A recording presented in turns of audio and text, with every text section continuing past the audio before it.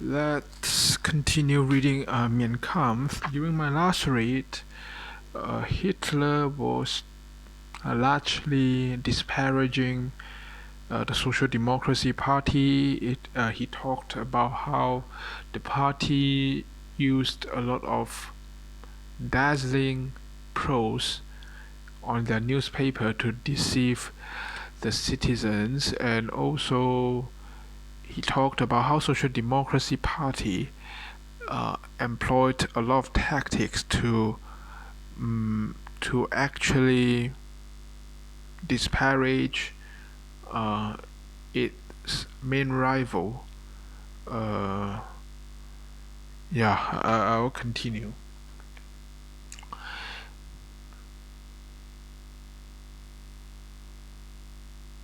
For the successes which are thus obtained are taken by the adherents of social democracy as a triumphant symbol of the righteousness of their own cause. On the other hand, the beaten opponent very often loses faith in the effectiveness of any further resistance. The more I understood the methods of physical intimidation that were employed, the more sympathy I had for the multitude that had succumbed to it.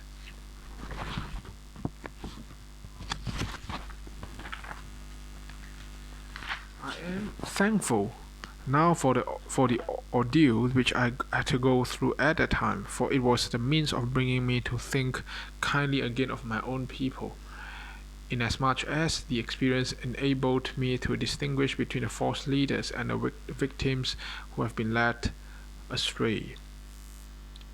We must look upon the latter simply as victims. I have just now tried to depict a few traits which express the mentality of those on the lowest rung of the social ladder, but my picture would be disproportionate. But my picture would be disproportionate if I do not add that amid the social depths I still found light. For I experienced a rare spirit of self-sacrifice and loyal comradeship among those men who demanded little from life and were content amid their modest surroundings. This This was true especially of the older generation of workmen, and although these qualities were disappearing more and more in the younger generation, owing to the all-pervading influence of the big city, yet among the younger generation also there were many who were sound at the core and who were able to maintain themselves uncontaminated amid the sordid surroundings of their everyday existence. If these men, who in many cases meant well and were upright in themselves, gave the support to the political activities carried on by the common enemies of our people, that was because those decent work people did not and could not grasp the downright infamy of the doctrine taught by the socialist agitators.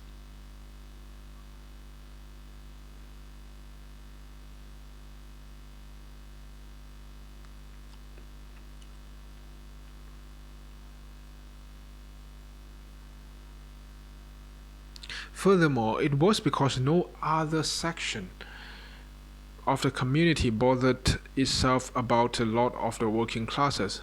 Finally, the social conditions became such that men who otherwise would have acted differently were forced to submit to them, even though unwillingly at first. A day came when poverty gained the upper hand and drove those workmen into the social democratic ranks. On innumerable occasions, the bourgeoisie took a definite stand against even the most legitimate human demands of the working classes. That conduct was ill-judged and indeed immoral and could bring no gain whatsoever to the bourgeois class. The result was that the honest workman abandoned the original concept of the trades union organization was dragged into politics. There were millions and millions of workmen who began by being hostile to the Social Democratic Party, but their defenses were repeatedly stormed and finally they had to surrender. Yet this defeat was due to the stupidity of the bourgeois parties who had opposed every social demand put forward by the working class. The short-sighted refusal to make an effort towards improving labor conditions. The refusal to adopt measures which would insure the workmen in case of accidents in the factories, the refusal to forbid child labor, the refusal to consider protective measures for female workers, especially expectant mothers. All this was of assistance to the social democratic leaders, who were thankful for every opportunity which they could exploit for forcing the masses into the net. Our bourgeois parties can never repair the damage that resulted from the mistake they then made. Uh, okay, it's weird. The entire book now feels like um, a diatribe, a diatribe written by a communist, because Hitler is denigrating how the workers are ill-treated. Let's see whether this would turn out to be very similar to communism, which is to using violence to protect a certain class of people. Let's continue reading. Our bourgeois parties can never repair the damage that resulted from the mistake they then made, for they sowed the seeds of hatred when they opposed all efforts at social reform, and thus they gave at least apparent grounds to justify the claim put forward by the social democrats, namely that they alone stand up for the interest of the working class.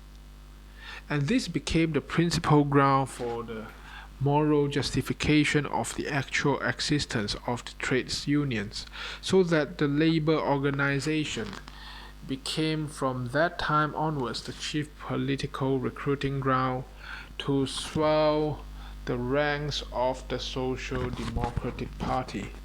While thus studying the social conditions around me, I was forced, whether I like it or not, to decide on the attitude I should take towards the trades unions, because I looked upon them as inseparable from the Social Democratic Party. My decision was hasty and mistaken.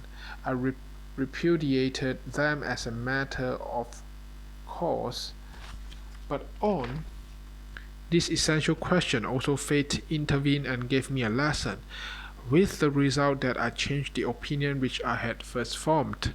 When I was 20 years old, I had learned to distinguish between the trades union as a means of defending the social rights of the employees and fighting for better living conditions for them, and, on the other hand, the trades union as a political instrument used by the party in class struggle.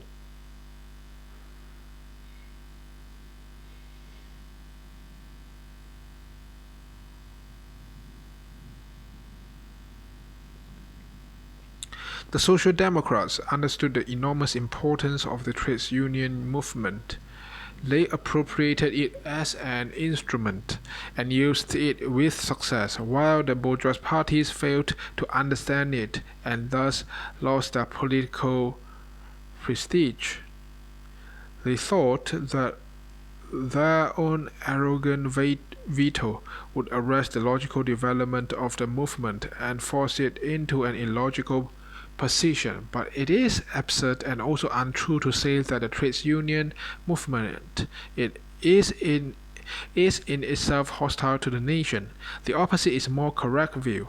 If the activities of the trades union are directed towards improving the condition of a class and succeed in doing so, such activities are not against the fatherland or the state, but are in the truest sense of the word national.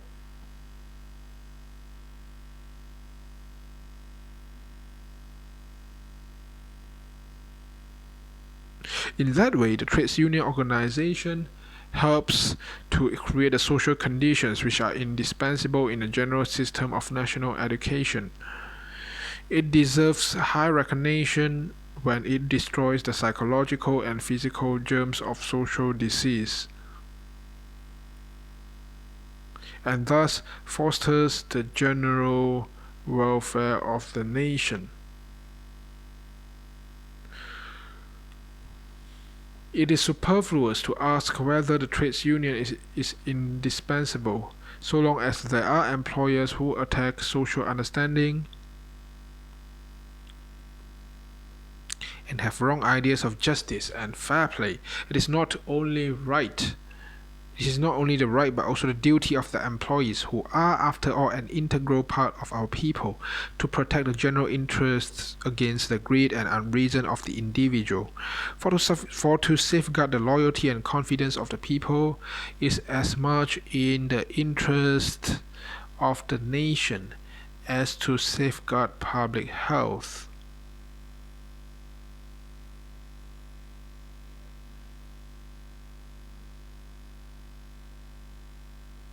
Both are seriously menaced by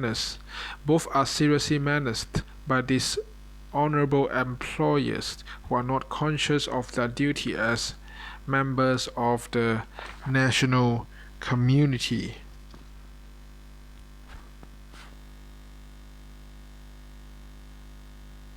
Their personal avidity or irresponsibility sows the seeds of future trouble. To eliminate the causes of such a development is an action that surely deserves well of the country. It must not be answered here that the individual workman is free at any time to escape from the consequences of an injustice which he has actually suffered at the hands of an employer, or which he thinks he has suffered. In other words, he can leave.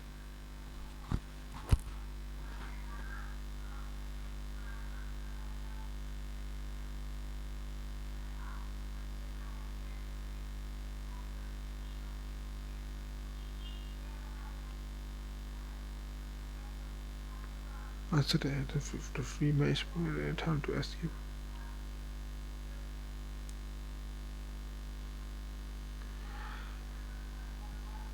No, that argument is only a ruse to detract attention from the question at issue. Is it or is it not in the interests of the nation to remove the causes of social unrest? If it is, then the fight must be carried on with the only weapons that promise success. But the individual workman is never in a position to stand up against the might of the big employer, for the question here is not one that concerns the triumphs of right. If in such a relation right had been recognized as the guiding principle, then the conflict could not have arisen at all. But here, it is a question of who is the stronger. If the case were otherwise, the sentiment of justice alone would solve the dispute in an honorable way. Or to put the case more correctly, matters would not have come to such a dispute at all. No, if the unsocial and dishonorable treatment of men provokes resistance, then the stronger party can impose its decision in the conflict until the constitutional legislative authorities do away with the evil through legislation. Therefore, it is evident that if the individual workman is to have any chance at all of winning through in the struggle, he must be grouped with his fellow workmen and present a united front before the individual employer, who incorporates in his own person the mass strength of the vested interest in the industrial or commercial undertaking which he conducts. Oh my god, this prose is really very hard to understand. I'm not sure it's a translation problem or whether Hitler wrote originally in German in that way. No wonder people said this is one of the worst books in the history, not only because he was evil, but the prose is really convoluting. I'll stop here and let me try to reread it and understand. I'll continue in another episode. See you, goodbye.